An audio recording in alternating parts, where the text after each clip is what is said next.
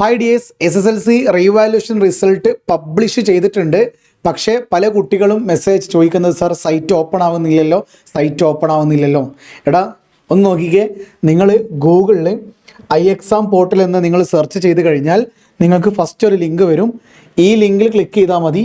അപ്പോൾ ഇതിങ്ങനെ കറങ്ങുന്നതായിരിക്കും നിങ്ങൾ കാണുന്നുണ്ടാവുക.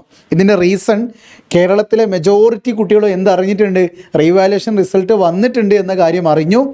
അതുകൊണ്ട് തന്നെ അത്രയും സ്റ്റുഡൻസ് അത്രയും ബൾക്കായിട്ട് ആ ഒരു സൈറ്റിലേക്ക് കയറുന്നത് കൊണ്ടുണ്ടാകുന്ന ഒരു ജാമാണ് സൈറ്റ് ഓപ്പൺ ആവാത്തത്. ഓക്കെ, നമ്മൾ കുറേ നേരം ചിലപ്പോൾ വാട്സപ്പൊക്കെ കൂടുതൽ തന്നെ ഉപയോഗിക്കുമ്പോൾ ചിലപ്പോൾ ഇത് ലാഗ് അടിക്കുമല്ലോ, പെൻഡിങ് ആയി പോകുമല്ലോ. അപ്പോൾ ആ ഒരു പ്രോസസ്സ് തന്നെയാണ് iExam പോർട്ടലിൽ നടക്കുന്നത്. അതൊരു വെബ്സൈറ്റാണ്. ആ വെബ്സൈറ്റ് ഇതിങ്ങനെ കറങ്ങിക്കൊണ്ടിരിക്കുകയാണ്, ഓപ്പൺ ആവുന്നില്ല.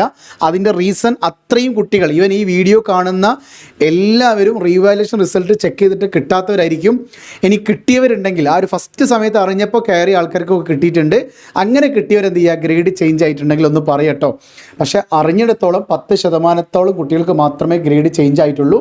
എങ്കിലും നമുക്ക് നോക്കുക, എല്ലാവർക്കും കൂടി കണ്ടുവരുമ്പോൾ എത്രത്തോളം റിസൾട്ടിൽ മാറ്റം ഉണ്ടാവുന്നുള്ളത് നമുക്ക് കണ്ടറിയാം. സോ iExam പോർട്ടൽ എന്ന വെബ്സൈറ്റിലൂടെ ഈ വരുന്ന ഫസ്റ്റ് ഓപ്ഷനിലേക്ക് ഇപ്പോൾ റീവാലുവേഷൻ റിസൾട്ട് ക്ലിക്ക് ചെയ്താലും മതി. അപ്പോൾ ആ ഒരു വെബ്സൈറ്റ് ഓപ്പൺ ആവും. പക്ഷേ ഇത് ലാഗായി കിടക്കുകയാണ്. ഓക്കെ, നിങ്ങളൊരു 10:30-11 മണിയൊക്കെ ആകുമ്പോൾ എന്ത് ചെയ്യുക, ഒന്ന് സൈറ്റ് കയറി നോക്കുക കേട്ടോ.